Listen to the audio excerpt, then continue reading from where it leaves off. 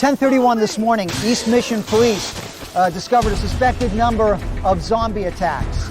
This is the third outbreak in the United States in the past 10 years. Most residents have evacuated the city, as well as most civil authorities. Frank West famously survived the first zombie outbreak in U.S. history. He then rose to fame with his reporting on the 2006 outbreak in Willamette, Colorado. People are going to get eaten, faces chewed off, screaming as they go down. Hands, arms, guts ripped out. People are going to be gnawing on each other. Welcome to Now Playing Podcast's Dead Rising retrospective series. Nobody cares about these people unless they're eating other people. Part of Now Playing's video game movie review series. Sounds like fun. Hosted by Arnie. You guys are taking me with you, right? Justin. You're all right. One of us. And Stuart. Who's this shady-looking dude? This podcast may contain detailed plot spoilers and harsh language. This is a serious situation, but there's no need to panic. Listener discretion is advised. Friends don't let friends go through Z-Town alone. That's what I'm talking about.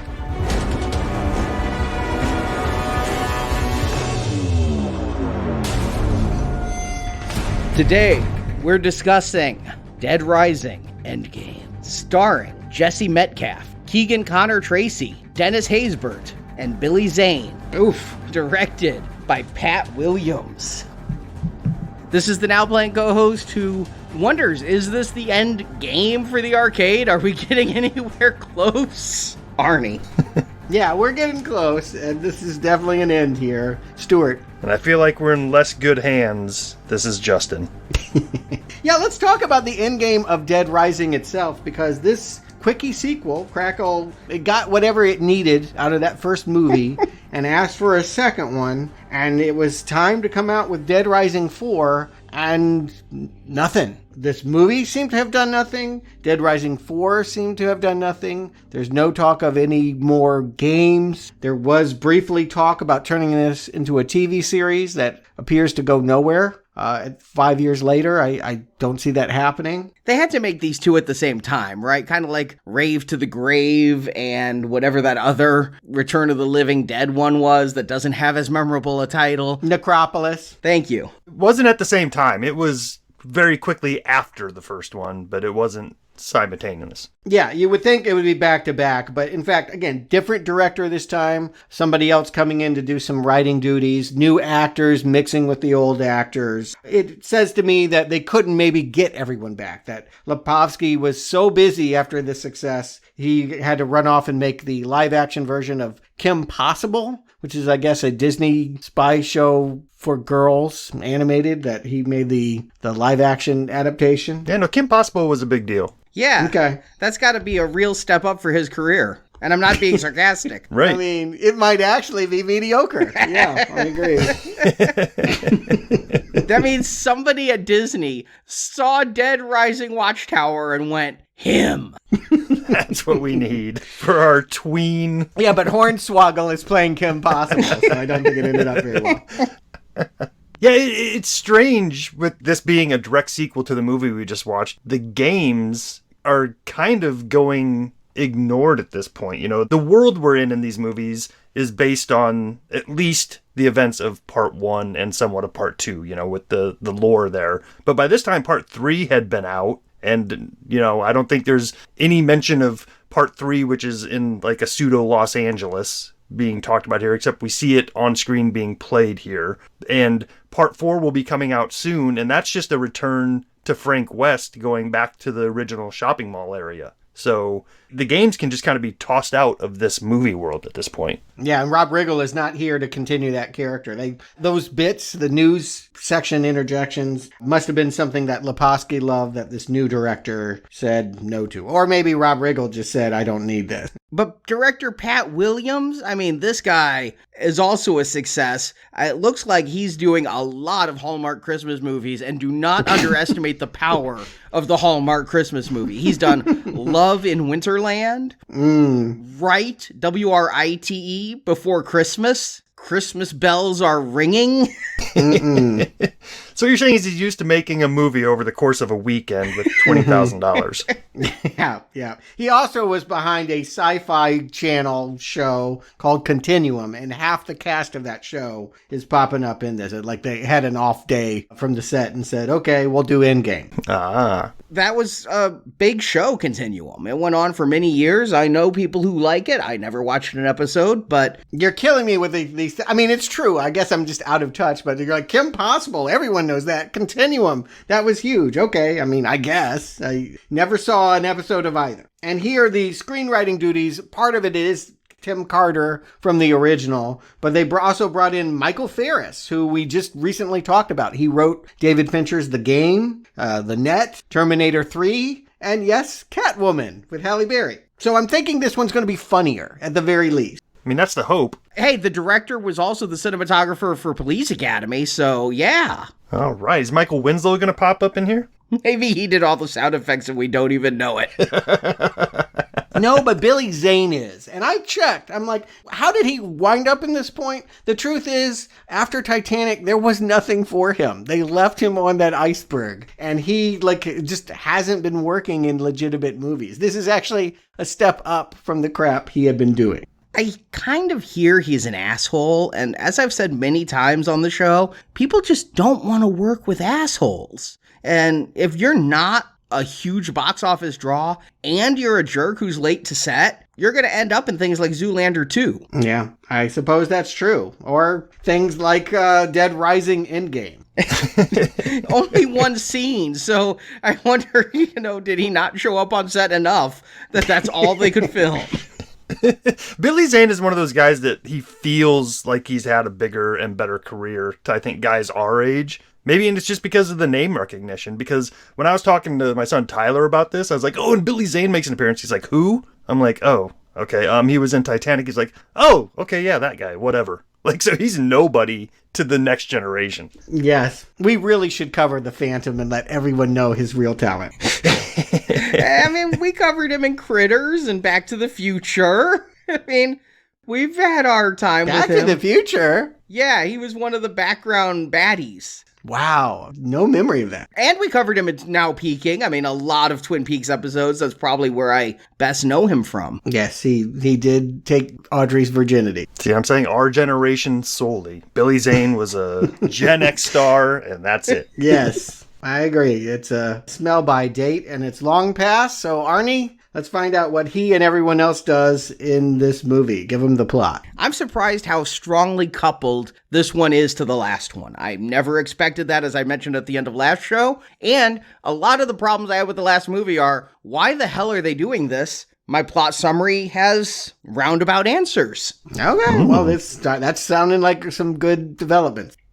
Picking up where the last movie left off, Dennis Haysbert's General Lyons is in control of a government program that's implanting tracking chips in America under the guise of delivering Zombrex medication. On his tail is online reporter Chase Carter, again played by Jesse Metcalfe, who's searching for his missing producer Jordan Blair, who in the last movie, and in this one briefly, is played by Keegan Connor Tracy. Aiding Chase is computer hacker Sandra Lowe, who is also Chase's girlfriend. Carter is approached by George Hancock, played by Ian Tracy, who claims to have information about Project Afterlife, a military plan where the Zombrex chips implanted in bitten citizens can be killed through a Zombrex overdose, all at the push of a button. Hancock wants to stop the computer that will murder over 1 million people, but to do so he needs to get back into East Mission. As Chase survived the city last movie, Hancock wants Chase to accompany him into the city. For help, Chase calls on his zombie-killing gamer pal, Garth. While they go into the city to stop the computer, Carter's new producer, Jill Eichland, investigates Phenotrans, the company that makes Zombrex. She discovers Phenotrans CEO Susan Ignat is worried about losing her company when the Zombrex chips kill everybody, so she has Phenotrans scientist Leo Rand, played by Billy Zane, performing crazy experiments on zombies to make faster, stronger zombies. And I want to just say that's a well-founded fear. If your product kills everyone that has it, probably your company is not going to survive that. In the city, Carter finds his old producer, Jordan, who's been trapped in the city ever since being experimented on by Rand. Jordan joins his team to stop the genocide in Rand. They get to Billy Zane's Rand and realize he's totally insane, trying to modify the zombie virus to grant immortality, and Hancock set them up.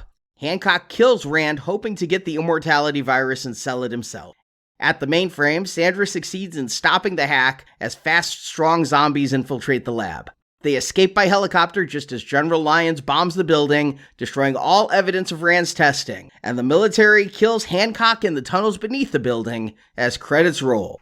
Now, you did not mention in your plot, listing of the cast that President Barack Obama is actually here as the first person we see, reassuring all Americans not to give in to hysteria. Go ahead and get that Zombrex chip implanted. Yeah, some stock footage of him talking about what I'm guessing was the swine flu or the bird flu or something at some point, and reappropriating it here to be talking about the zombie outbreak. They do that well. I remember in Contact, they took footage of Bill Clinton and made it seem like he was talking about the first contact with aliens. Well, Robert Zemeckis actually likes to digitally manipulate footage, so they could have tweaked it. Here, all I gotta say is 1.5 million Americans, a lot of people. That's very sad that many people would die. It's less than a third of the population of Manhattan. Yeah, it's a very low number if you're talking about, giant stakes. When there's 330 million people in America and 1.5 have the chip, it's not the threat that I thought that they were trying to tease here. That,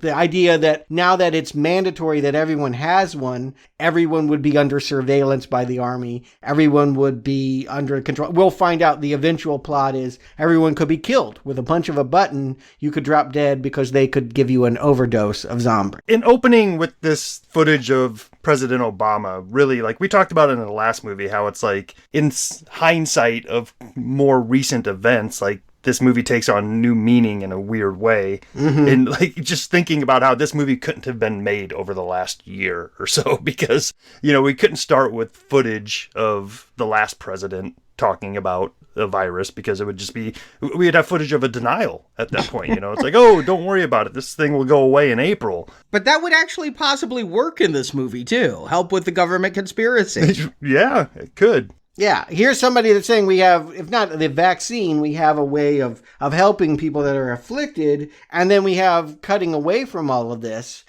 just random footage of naked woman being dragged down the hall and beaten. I don't know exactly what's going wrong with her microchip, but clearly the government has ulterior motives for putting in this device. They want to hurt us. It's very clear from the first few minutes of this movie that it's a darker tone they're going for. I mean, one of the first scenes we see is a little girl walking down an abandoned street, only to be plowed over in a very gory manner by a military vehicle. And is it wrong that I found that very funny because it was a little zombie girl and she went splat real good like a bug? Well, the driver thought it was funny. I mean, there are people meant to laugh, but you're seeing dehumanization of people. Of zombies. They are not human. I'm not dehumanizing the undead. No, but they can be. They can be. With an injection of a needle, these can be people again. Although that girl's a lost cause. She has half a face missing. Yeah, I mean, we said they can't be unzombified. Right, I get it. But this begins the tease of a very confusing conspiracy. I felt like last time it was underdeveloped, but I at least understood that the Army was trying to reposition itself at the head of a national surveillance program. And here, help me out. Who's stealing people? Who's getting microchipped? Why are drug dealers involved? I had to watch this movie. I started it on 3 different occasions because every time I would start it, I would get frustrated and I wouldn't want to watch it anymore and I would turn it off. And by the time I came back to it, I'm like, I don't remember anything. So I'd have to start it over again. So you can explain to me all of this stuff because I don't know the answers. Here's what I understood was going on. The military, the government, and the pharmaceutical company, writ large, actually do have good intentions. It comes down to that General Allstate and the CEO of the Zombrex Corporation are conspiring together to create this situation for personal gain. Right. They want to kill everyone that's infected with zombie blood rather than keep them alive with the chip. Right, so it doesn't uncover what they've been doing, that they created the last situation from the last movie. They purposely made bad Zombrex so they could introduce the chip thing and that information getting out would end both of them. There's even more, though, because once we start hanging out with these people, lines are said, things are implied. I think that Phenotrans actually created zombies. I think that if we got a third movie, we would eventually find out that they made Patient Zero zombie. Like, they want people to be infected with zombieism because then they will be hooked on their drugs. Yeah, very much an umbrella corporation situation. Is there anything that you know of from the games, Justin, that where the origin of the zombies came from? Because that is something I found kind of interesting about the last film, was that we don't see the zombie origins. Yeah, I'm not as familiar with the more recent games, 3 and 4, and if they touch on it there, I wouldn't be able to tell you, but they didn't touch on it on the first two. You know, the first one, it was just zombies are here, don't worry about it. The second one, they introduced the idea of there being a cure. So it's very possible that they started to introduce that in the later games. I couldn't tell you. But here's where I'm very blurry on. I thought that Dennis Haysbert, or as you call him, General Allstate, I like that. General Allstate is basically now given himself permission to follow whoever he wants, spy on whoever he wants, and grab whoever he wants and say, you're infected, and haul him away to this city to be experimented on. But at the same time, I think they're trying to bring in, that old story about cocaine and, how the role that the U.S. government played in it coming into our borders. They're working with drug dealers who are also grabbing people. Like, it sounds to me like innocent people that aren't zombies are being grabbed under false pretenses and then turned into zombies. Yeah, to help feed the experimentation that's going on by Billy Zane's character. They were grabbing regular people for these experiments. But are these undesirable people? Like, are they basically saying, here's a criminal we can't nail in court, so we'll brand him a zombie and then we can microchip and kill him? I mean, the movie doesn't make that implicit. I mean, I think it's just victims of circumstance as far as the movie's concerned. And to have this gang here, I think, is just kind of a nod to what was going on in the last movie. Somebody who's taking advantage of the situation by profiting and thriving in this chaos of the quarantine zone. That's what these drug dealers are, but it seems a little more civilized and well organized at this point. Right. It looks to me that this van that's running over Zombie Girl has the prisoners and is taking them to the drug dealers who are then going to move them to Billy Zane. I think that's the flow of traffic here. But again, are the drug dealers grabbing the people? Are the army grabbing people? I'm gonna throw out a postulation here. Okay, please. I think it's Phenotrans kidnapping people to take to Billy Zane, because as far as I know, General Allstate doesn't know about Billy Zane. He has his plans to kill the 1.5 million people for reasons. Again, I thought he wanted to track the 1.5 million people. Now he wants to kill the 1.5 million people. Mm-hmm. And the CEO of Phenotrans is scared for her business. Yeah. And so she needs Billy Zane to come up with something that's going to save them. And at first, we're going to think that it's super zombies, maybe weaponized zombies. In the end, we're going to find out he's searching for immortality. Zombies are undead. Can you get enough zombie in you to live forever, but not so much zombie in you that your brains... Right. Yes. I heard that line of dialogue late into the film, but this is pretty much a mess. If you were hoping for clarification, I think that they have created even more layers of conspiracy that have clouded certainty. But I do think that this new director brings a visual style that is much better than the last one. There's going to be some driving scenes where we get like half the frame is the car, half the frame is the background. We're going to see Chase kill a zombie that's impaled on a post and just keep banging its head again and again. I think this film looks better and feels more exciting than the last one. No, absolutely. They have retired the GoPro and they have hired, the crew of a sci-fi Canadian show. And that is a step up. Thank you, Continuum, for giving us better visual. Yeah, the look and feel is better, at least more deliberate. When we're in the quarantine zone, the set dressing feels a little bit more overgrown. It does say that we're 2 years into this now. So, we have overgrown streets, we have broken cars. The color tone is more cool and gray now when we're in the quarantine zone. When we're outside, it's warmer and redder. So there's a little bit of a visual stylization going on here. Yeah. And Chase has gotten darker. He's got a beard now, and he's working for the legit news company. He's no longer the Hit Points Digital guy. He is actually considered, I guess, a major investigative reporter,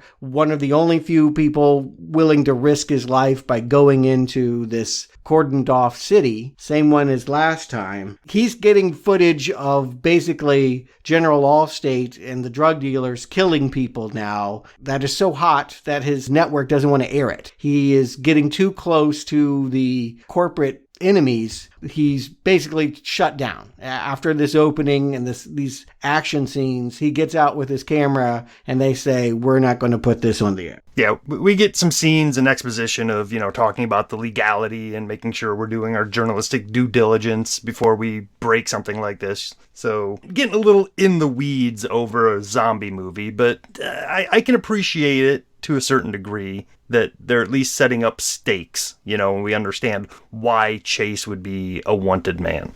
I just don't understand why, if he has actual footage of something, the lawyers are like, no. Yeah, he's like this. They're allowing another Iran-Contra to happen again. It's literally a line of dialogue, which one makes me laugh because I'm thinking most of this audience doesn't even know what Iran-Contra is. And two, the media loved that story in the 80s. That was all that it could talk about was Oliver North. So it seems to me like the news, unless it's government controlled, unless you're implying that everything is now in a fascist state and General Allstate is really in control of everyone, I don't think we're quite there in that kind of dystopian future. But yeah, it just seems to me like the news media would be having a field day with this information, not covering it up. But then we'd have nothing to talk about. It would be one of those things where, we put it on the news and roll credits. Yeah, well, that gives a point to a Phenotran whistleblower. We now have, coming out of the darkness, approaching Chase at a bar bathroom, George Hancock, the man that's going to have all the answers, maybe. He's immediately not trustworthy. There's something wrong with this guy, but I'm not sure he's ever really fleshed out enough for that role. Yeah, every character distrusts him, and I never believe that he's going to prove himself to be... He's a good guy, supposedly, for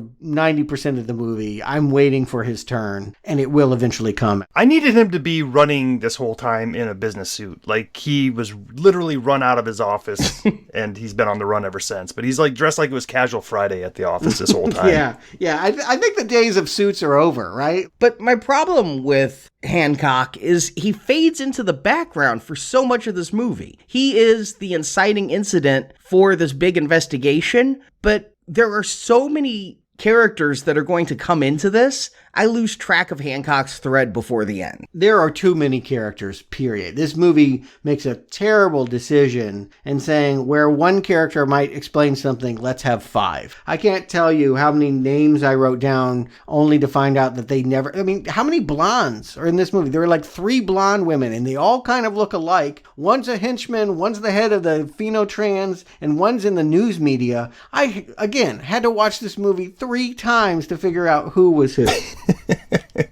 It is a little light on casting diversity here, you're right. Some of these people all just kind of blend together into everyday people, and none of them are really standing out. No, yeah. I maybe some of these people, I looked up their credits, they're on CW shows, they're doing Hallmark movies. If you're a fan of that, maybe you can recognize them. But if you're a fan of that, are you watching this?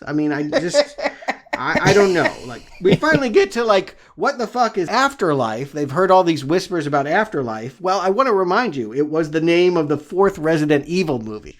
We are now cribbing directly from Resident Evil here. After Project Watchtower comes Afterlife. That's why they didn't name this Dead Rising Afterlife. I kept wondering, that's the obvious title. Yes. The whole project is Afterlife. Why is it Endgame? Right. Well, like I mentioned earlier, they're already kind of treading too close to that other franchise. Phenocorp Corp is basically becoming Umbrella Corp. And like, you can't mix those two genres without people asking questions. Keep in mind, by this point, Resident Evil movies are over, and, they're talking about rebooting it, but I think that this was supposed to fill in that gap. I think this was supposed to be, okay, now that we're done with that series, everyone come over here. It's confusing to have the same jargon. What I liked, the only thing that I really felt was novel about that first movie was we had Phenotrans inventing a cure, and all of that is now getting lost. Like, I feel like the potential of understanding that zombies can be controlled with medicine has not fulfilled its purpose here when it suddenly becomes about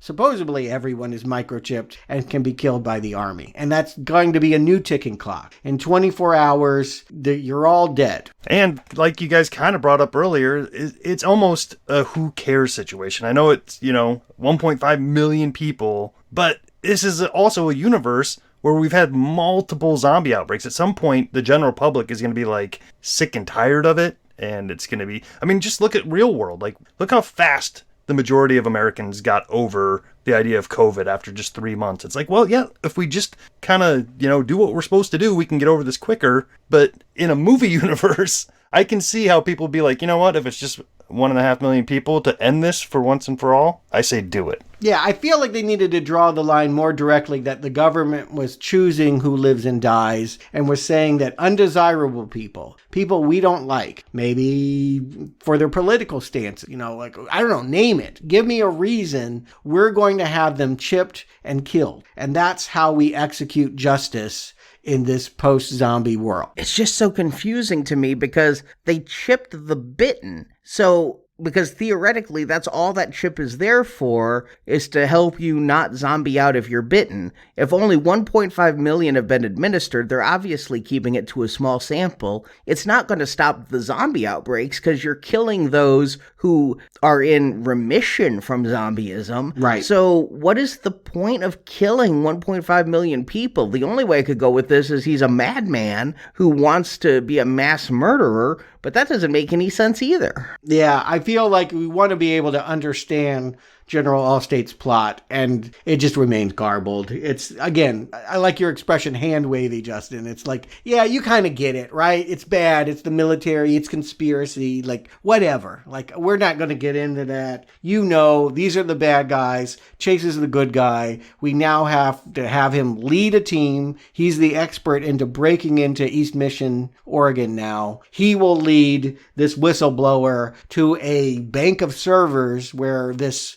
command is going to be given, and he's got to get there in time to stop Afterlife, and he's going to be bringing on friends because, again, it's more fun when you have colorful types with homemade weapons tagging along like Garth O'Toole. Were either of you guys confused by the introduction of his girlfriend? Did you think that was supposed to be the same character from the last movie? Yes.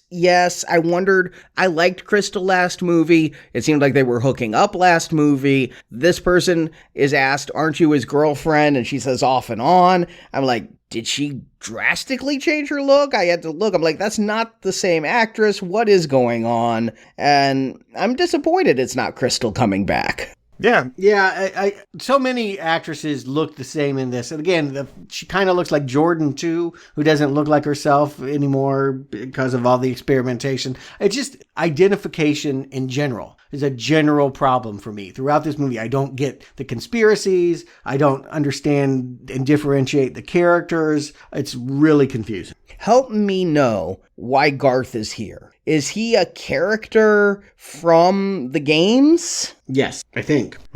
But no. You're right. Now that I'm looking, I'm finding no reference to him, but I'm like, of course he is. That's why you would have him. And he's actually introduced playing Dead Rising at his house. So it's a kind of meta joke here that he already knows how to do this because he's been playing these Capcom zombie games. And it's alleged that he has this history with Chase where he owes him a bunch of weapons, but Chase isn't a character from the game, so... No. And the confusing thing is like, yeah, the reason that he's introduced to us in the movie is so they can get armed up and go into this quarantine zone, but that is pointless because they're immediately disarmed once they get in. So there really is no reason for this character. Yeah, he creates a tension with the whistleblower. He and Hancock will be having a trading, back and forth sort of venomous relationship. He keeps reminding us why we shouldn't like this guy that's supposedly going to turn off the Afterlife program. I think it just kind of plays to,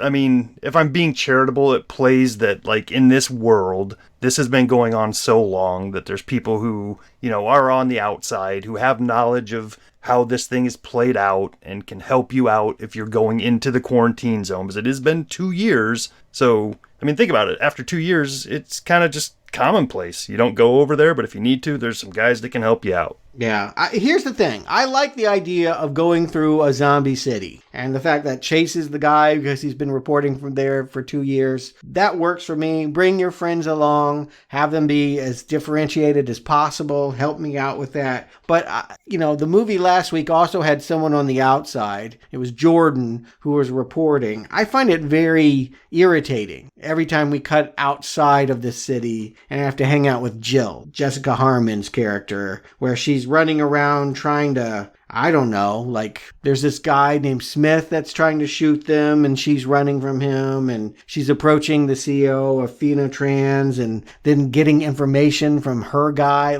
It's all of that, cut all of that stuff. This movie is half an hour shorter than the one last week, but I feel like because it's so densely plotted, it actually plays longer. It took me longer to get through this movie than Watchtower. Yeah, all of the scenes of General Allstate, you guys have me calling him that now. Yeah, why not? It's fun. And Susan Inget on the roof really feel expository and yet not clear. If you're going to have exposition scenes, at least say something about you.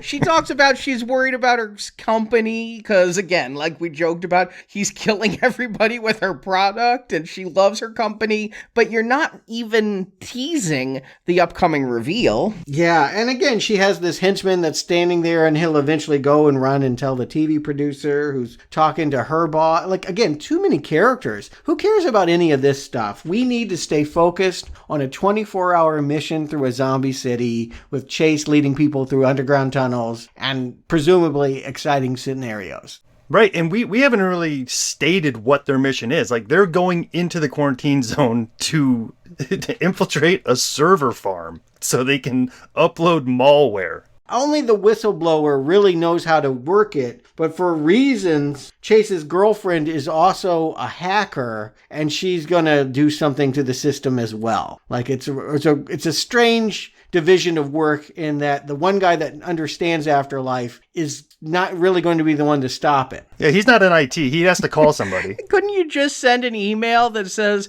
"We have a problem with your order, open this invoice"? Just be done with it.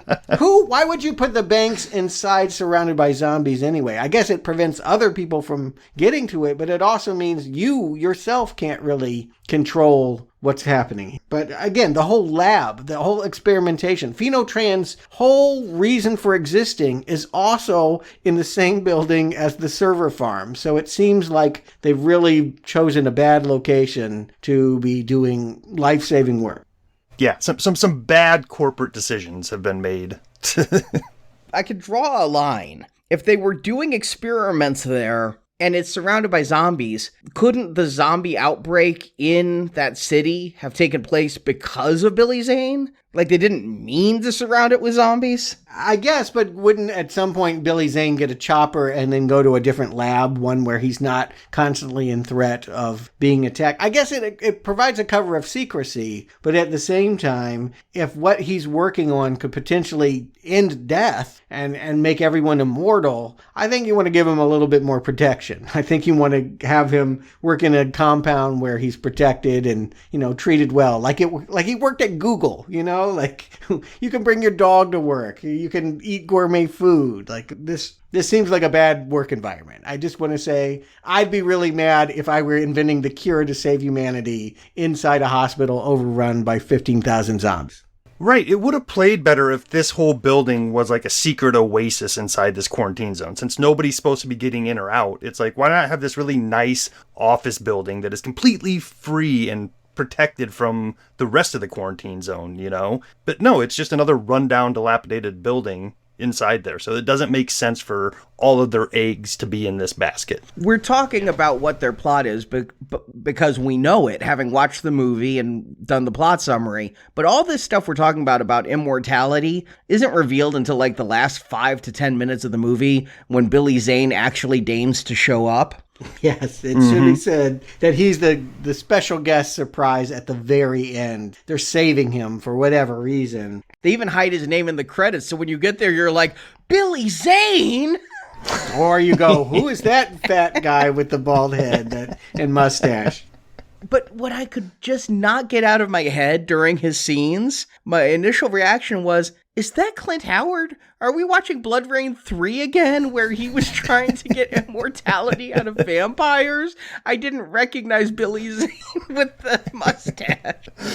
Billy Zane just owns an Italian restaurant now, you know, so he just came from there to shoot his scenes. Yes. He does look like he's concerned about other things other than movies. I don't think it's cures to immortality, but like whatever it is, Billy Zane is a surprise to a movie that is mostly about walking around very dark tunnels. And unfortunately, even though I like the Warriors and movies that are about a location where people fight neighborhood to neighborhood to get to a location, it's just not very exciting to see them run from one dark corridor to another, sometimes running into meth labs. It helps that in Warriors, there were characters that were fun to watch. And here, as you said, too many characters, which makes them completely indistinct. And it also gets ugly. Like at one point, Sandra is about to get raped. Yeah, don't bring in sexual assault here.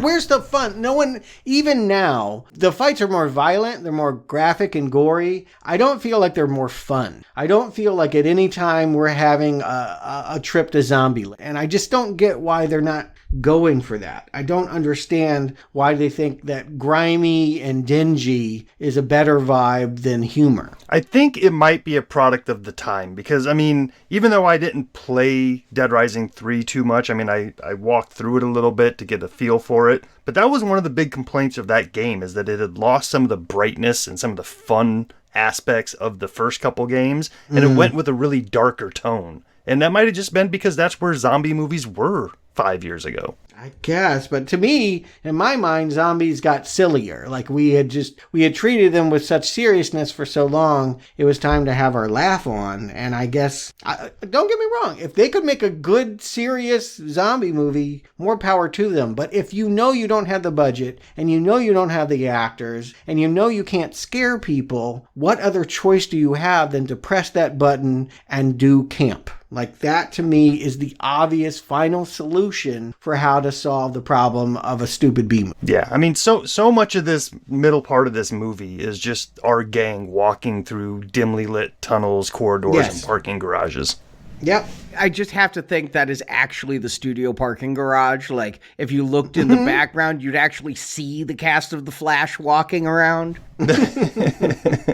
Yeah, it was where they keep the generators or something like the unfilmed, the less photogenic part of it. Like nothing here. It does look better than last time, but I want to argue this still looks like a cruddy, low budget movie, and only even more rarely does it have fun. You mentioned the parking lot scene. That might be the only time where I feel like we enjoy the fact that they've made these bats with nails in them and saw blades on a stick, and we have these weapons being used to wipe out fast-moving zombies now, like zombies in wedding dresses and people that can leap over cars. So was she turned into a zombie at her wedding, or was it that these smarter zombies can get married now and she fell in love?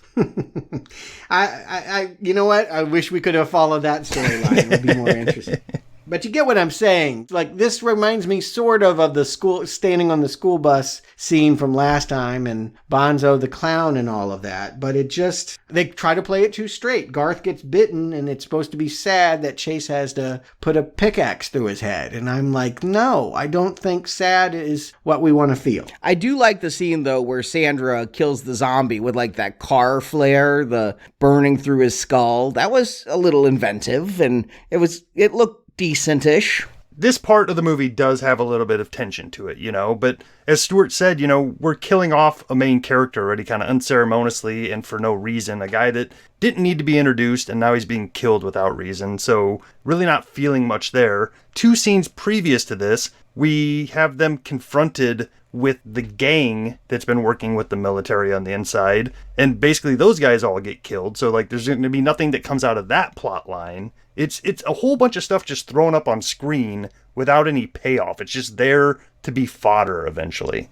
And is that not worth something, though? I did want to bring up, this is, in theory, a horror movie. I mean, there's sci-fi and action elements and a little bit of comedic elements. But in a horror movie, don't you want to really up that body count from movie 1 to movie 2? Or, I mean, I personally would prefer impactful kills. When I was a kid watching horror movies, I never walked out being like, well, they killed 7 in the last one, but only 5 in this one, so it wasn't as good. But isn't that just the theory of horror movies is you need to up the body count so they could bring in these people just for the sake of having them die? Sure, I just feel like with this main henchman specifically, he was in the earlier scenes. I believe he's the guy who actually slit the one dude's throat. Skinner, yeah, he's a drug dealer. He's the drug dealer middleman that's moving human trafficking. Yeah, and he's just dispatched with in the middle part of this movie. I feel like, and maybe it's because they did it in the first one, where, Macklemore does pop up back at the end and they didn't want to repeat that beat. But it just felt like, they're dispatching a potential good spoiler for later on in the movie a little too early.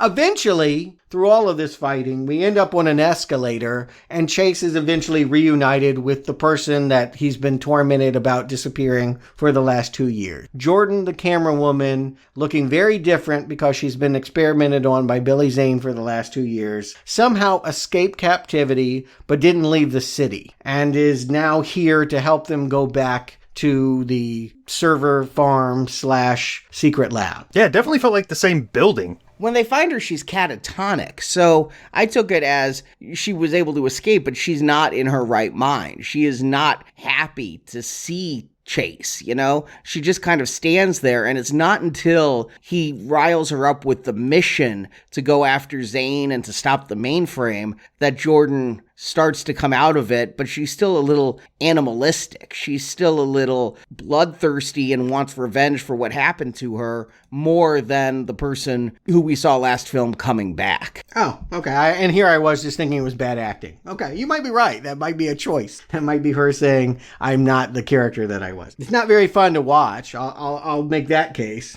Yeah, at very least she's got some PTSD. Plus, you have to love it, Stuart. It's another blonde. Yeah, again, keeping track of all these characters that all kind of look alike, but are very radically different to the plot, very frustrating. Sandra, who's supposed to be his girlfriend, but is it me or does Chase seem more hung up on Jordan than Sandra? I don't ever see him having a moment with Sandra where it's romantic, but, he's all about finding Jordan. Sandra is given the unfortunate duty of having to upload malware. And come on, it is 2016. We are all familiar with computers and UI on computers. We do not need to make everything on computer screens 100-point fonts just so we can see what's going on. And all of the graphical colors and things. Is everybody running some variant of Unix? Because you never see... it is very possible, but they're also at a mainframe. And in 2016, if you're using a mainframe, you are behind the curve. You're like Wells Fargo ancients if you're running a mainframe, because at this point, you should be in the cloud. Yeah. When I saw the thumb drives coming out, I was like, gee, it's been a while, right? Like, I feel like, yes, this doesn't feel, and the series never has felt cutting edge. This is not how it would be being done in 2016. Arnie, I imagine your head was just exploding when they were trying to throw out all this techno babble during these scenes. Oh, they're throttling us. All these different things. Yeah, one of the few scenes we get of Dennis Haysbert, General Allstate, is he's telling his little computer lackey, do something with the keyboards to stop them from doing something with the keyboards. It's a really uncinematic fight. It really, computer fights don't work usually unless you're watching Hackers. We even discussed it in Clear and Present Danger, I think it was. It was, yes. Is just so many of, oh my God, they're hacking the mainframe. Oh my God, we have to hack faster. You know, it just doesn't work. Here, it doesn't work. Just in my head wasn't exploding because I was just like, whatever. Why is she even still sitting there during the upload? Couldn't she run? Oh, she's got to type a few command lines after this. Couldn't she have a batch file to do this? I mean, I don't even care. It's just cinematic tropes of computer stuff. Why? I mean, I know they're throttling, but where's this malware coming from? Like, she has thumb drives. You can't throttle a USB port. Right. Okay. You're getting deep in the weeds for me, but I just want to point out, and we've introduced new characters too. Now there's some guy named Todd that she's fighting with that's there for reasons. Why so many? Every scene, like Jordan, not only did she escape, but there's some other guy that escaped, and I don't think we ever see him again. There's, for every one character they need, they introduce 3 or 4 more into the background. It's very frustrating. I challenge either of you. Where's Hancock? Right, I guess. So here's the truth. He may not even be on set. You know, the truth is, in order to cut costs, you only bring the actors you need for that day and use hand models or cut around who's there but we don't need in the shot. But yeah, this character, I would think we'd always want to know where he was because he's the one that's supposedly doing all the things that now Sandra is doing. I thought he was the one that was going to be shutting down the servers. I don't know why suddenly it's become her job to infect the computer system. But really, it's through Jordan that we get our first glimpse of Billy Zane, as her PTSD gets some wavy camera footage of she has a memory of being experimented on, and Billy Zane, bald and mustached, is standing over her, and we're getting very near the climax. Yeah, she decides she came back to kill him. She's got her giant, axe or knife or something like that. I think it's actually a meat cleaver. She took a meat cleaver and duct taped it to a mop or something like that. Whatever works, I suppose. That probably will kill Billy Zane. Again, that goes back to the video game, though, of combining elements and... Yeah. Right. Crafting weapons. Yeah. She runs back to kill him, but it's actually a zombie that looks like Billy Zane. It just gets more and more unflattering for Billy Zane here. But she kills the wrong Billy Zane, and he gets her tased and back on the operating table to finish his immortality experiments, which he does. There's a cure for death now. Apparently. I mean, if we take him at his word, he's very close and just needs to continue. At least Jordan has been his best experiment, and if he doesn't get that shot in her, she's going to turn, and it's going to all be for naught. Meanwhile, I just want to point out, jets are coming to firebomb this hospital, so you could invent the cure for death and then be wiped. If he took that cure, would it save him from the firebombs? I don't even know. I gotta think if you destroy the brain, you're still dead, zombie rules type thing. Yeah. I'm not sure what RXX-22 is really going to do for you, but it becomes this, MacGuffin plot device that everyone's got to grab here at the Climate. Part of why Afterlife doesn't even feel like this real threat is that you can remove your implant. We will actually see Sandra as the clock is ticking down, and she's worried that she's not going to get this malware up in time. She's like, well, shit, I guess I better get this kill device out of my shoulder, and she just kind of plucks it out there. Why doesn't everyone do that? I mean, wouldn't it be more helpful to get the word out to remove your implant than it is to try and get to this server bank?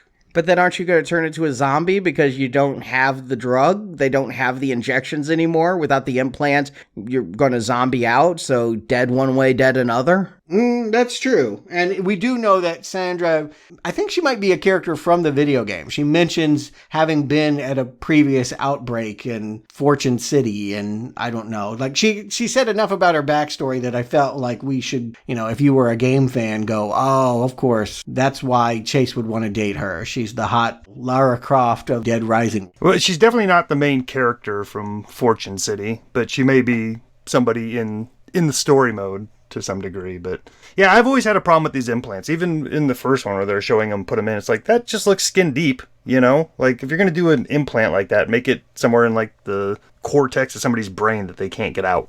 Okay. All right. So basically, it all comes down to Billy Zane. We love you, but you can't be the villain in the next Dead Rising movie. We have to have Hancock come in, show his true colors, kill you, grab your belt buckle, cure, and run away. We'll find out in the end he doesn't get that far. One of the assassins finds him in the tunnels and he gets gunned down. But we have this final climax where everyone's trying to get to the roof to the chopper. Yeah, I was going in my own head. Get to the chopper. It's up on the roof. And this is the character, though. They mentioned Chuck Green and he owes him a favor because of his zombie daughter. I think you were talking about that last week, right? Yep, Chuck Green is the main character in Dead Rising 2. He's the guy that you play as. He's the one who's trying to save his daughter the whole time by making sure he has the Zombrex. So this is our game cameo. Instead of Frank West this time, we get a quick Chuck Green who barely has a line. So it's really just a name drop more than anything here. Victor Webster was the star of Mutant X, which is, I think, a fake X-Men TV show from Canada 20 years ago.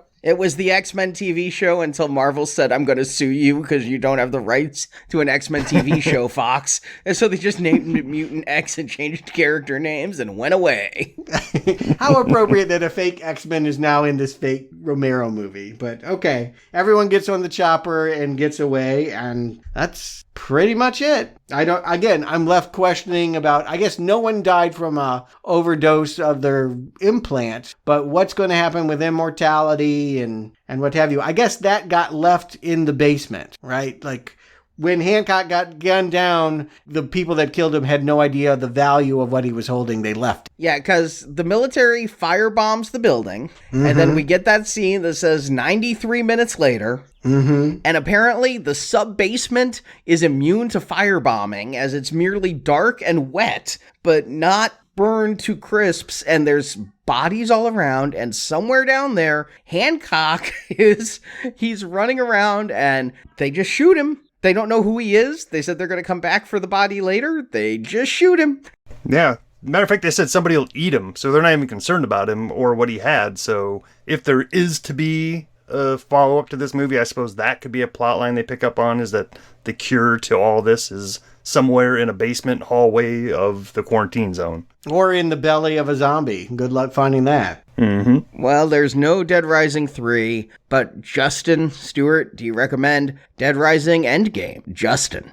You know, this one did feel a little more competent, at least in the way it was made and the way it looked. It has a shorter runtime, but at the end of the day, I didn't have any fun with this one, at least the last time around. I know Rob Riggle was there, and he didn't overperform and didn't add much. I did like that idea of cutting back and forth from the events to people reporting on the events. I kind of wish they would have brought that trope back in somehow, not necessarily even bringing back Rob Riggle and that set. They could have done something else to show us the difference between what was going on the inside and on the outside and how it was being reported. So that being missing made this feel like a different movie. And without that element, it just felt like a zombie movie. A zombie movie in 2016, in a world where we already have 2 Walking Dead shows on every week, and we've had a myriad of other zombie movies, and this one's just not doing anything with that. There's nothing here for a zombie fan to latch onto. You know, Zombieland comes around and twists it a little bit and says, hey, it can be funny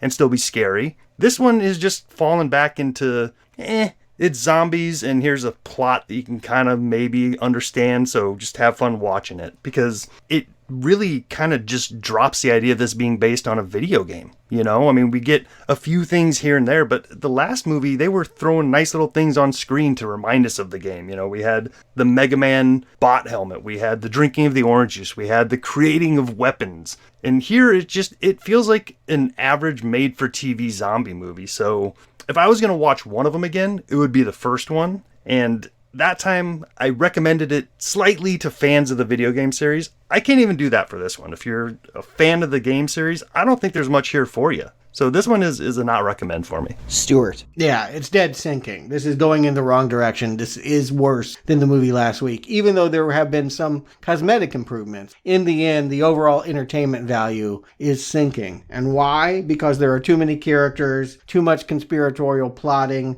not enough fun action with homemade weapons, 30 minutes shorter, and yet it feels like an eternity to sit for. Just fun deficient, as you point out. The filmmaking, this director, like nobody seems to get how to tell a zombie movie. And so it's just incredibly frustrating that, no one understands how to tell a laugh in Dead Rising 2. My biggest compliment is that it's still better than some that we've seen in this video game. And when you think about video game zombie movies, it has passed the Uwe Boll bar, right? Barely.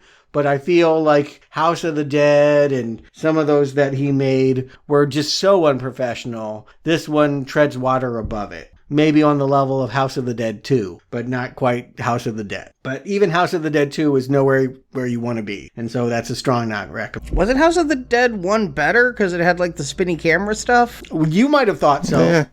Yeah. And the last movie, I kind of thought if you were non-discerning and you just wanted to watch a zombie movie, I mean, I've been there. I watched Zombie Strippers. I watched Zombiever. You know, I understand that impulse.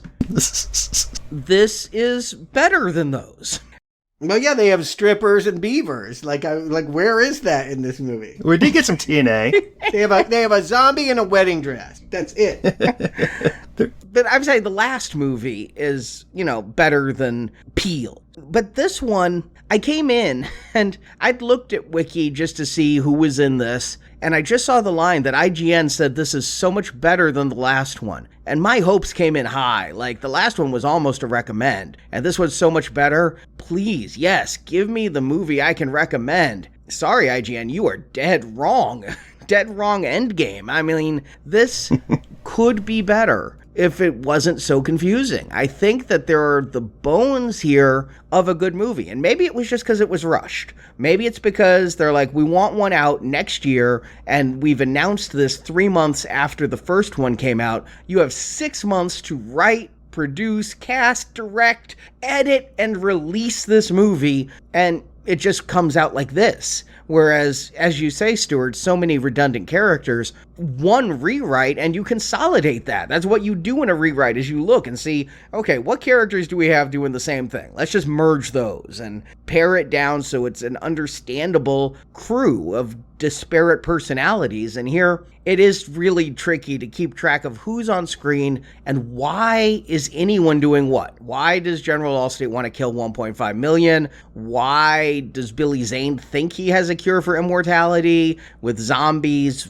Why am I watching this? It's a not recommend. Yeah, it is an end game. It is the end. That's what I recommend. I recommend that you end this, Crackle. It's not going to happen. Again, the plan was this would launch a weekly TV series on Crackle that, still says it's in pre-production, but that feels like a pipe dream, right? Jesse Metcalfe is doing Hallmark shows now. Like, everyone has moved on. Continuum has been canceled.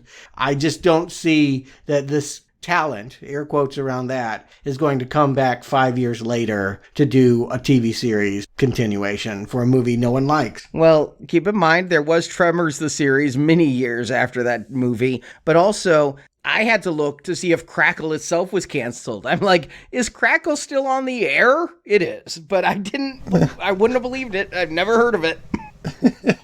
I mean, I think this particular film franchise is done, but I don't think the video game franchise is done. I know there were plans for a fifth game. Capcom closed down their Canadian development house that was working on this stuff, but it's still one of Capcom's biggest known games. It's up there with Resident Evil and Street Fighter, so this franchise may rise again. I mean, I don't think it's going to be in the next year or two, but we may come back to this in 5, 6, 7 years. Yeah, it's always the threat, right? Every time you think you've killed it, it's like a true horror movie fashion. I put a stake in you, motherfucker. Won't matter. Somebody will get $20 and a bad idea, and we'll be back to cover part. Yeah, it won't be part 3. That's the good news, is it will be a reboot, a rethinking, a new take on it. that can only be better because the people that had control over these last two movies squandered their opportunity. But anyway, let's go on to other sequels. We've got The Girl with the Dragon Tattoo now playing with fire. This Friday, the second part of the Elizabeth Salander saga is upon us. And then next Tuesday, we're going back to the theaters. We're actually going to see like a big summer movie. They're coming out now, Fast and the Furious 9. Ooh, I may be going back to theaters, but it won't be for that. I never want to go back to Fast and Furious, but they can. Sometimes there's a difference. Sometimes they can surprise me. Sometimes I can feel myself pulled against my resistance and have a good time. There are the Tokyo drifts. There are the part 5s. There has been moments in the series that have had more levity than others, but I don't know. I hope I don't have to map the family tree. I can tell you at this point, I have no idea who's alive, who's dead, who's coming back. None of it. Yeah, I lost the thread on that series years ago. Come on, Stuart. Han is back, and he was like the best part of Tokyo Drift. He was so good that they changed the timeline to have him in more movies. Somehow he's alive and now a sniper, and they're going to space. This is almost a recommend before I even walk in the theater. Space? Like a lunar vehicle? Yes. It's going to be driving around? Oh my God. Yes, they are taking a car to space. In space, no one can hear you rev.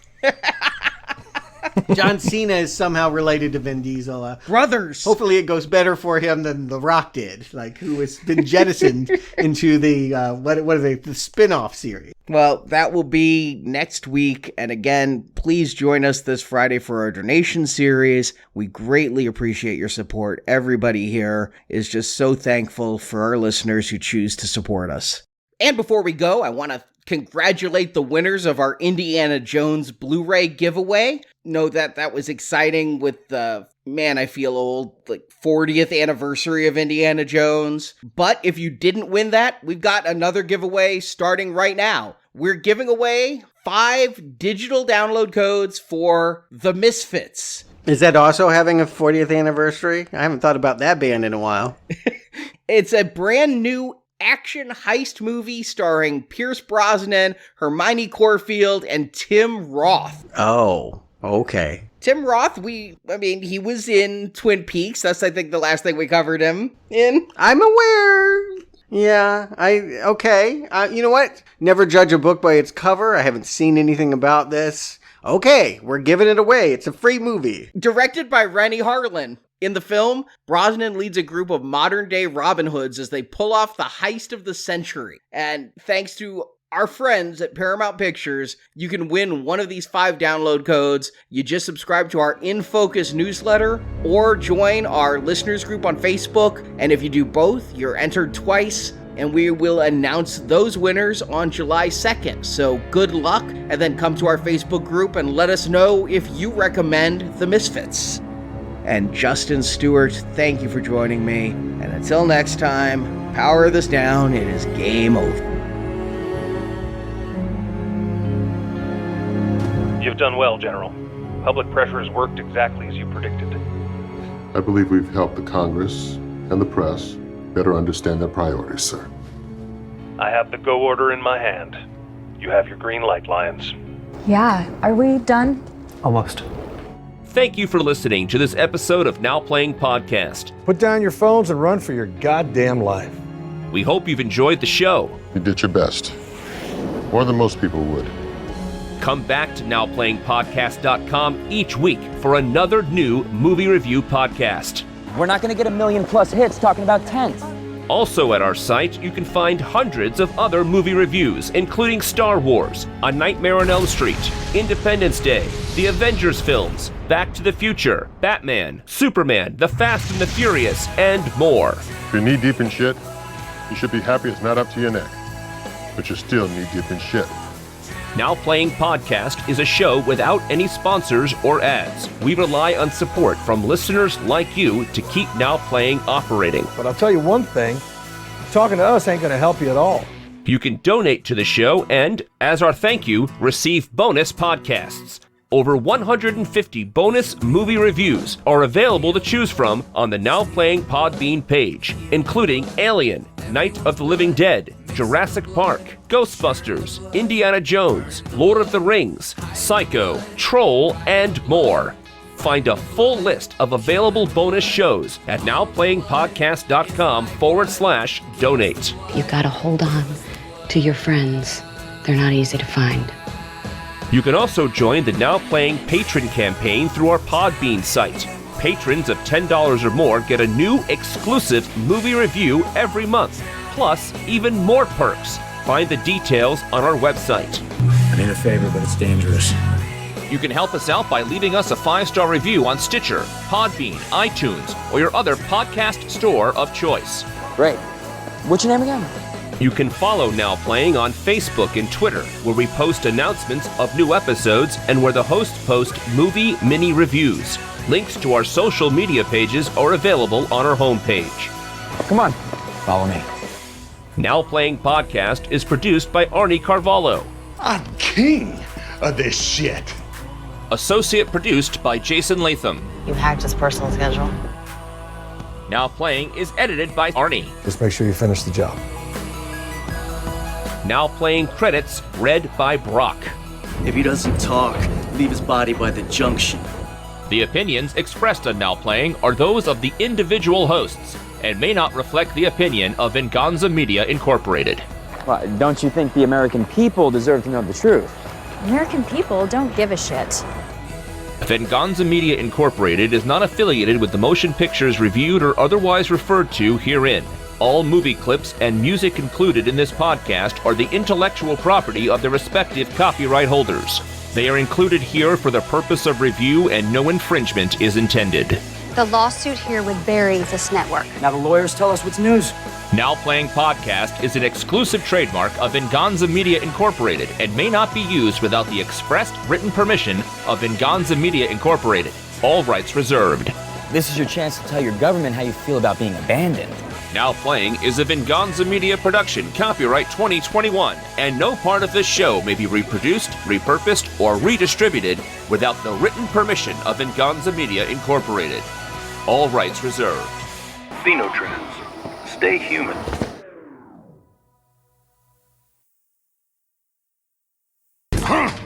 Aiding Chase is computer hacker Sandra Lowe, who is also Chase's girlfriend, played by Marie. I don't like Greek names. Avgeropoulos? Marie Avgeropoulos.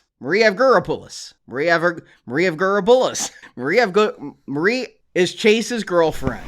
Computer hacker Sandra Lowe, who is also Chase's girlfriend. Yeah. Well, anyway, Sandra is given the unfortunate duty of having to upload malware. Malware, not malware. Oh, I always call it malware. It's not either a Sith Lord or a shopping place. It's malware. It's malicious. Well, I like malware, damn it. I'm still wearing my Dress King clothes.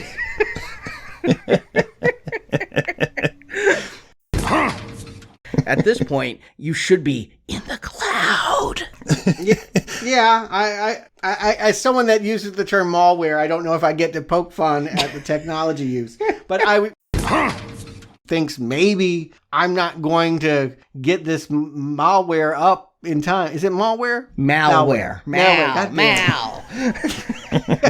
It will always be malware to me.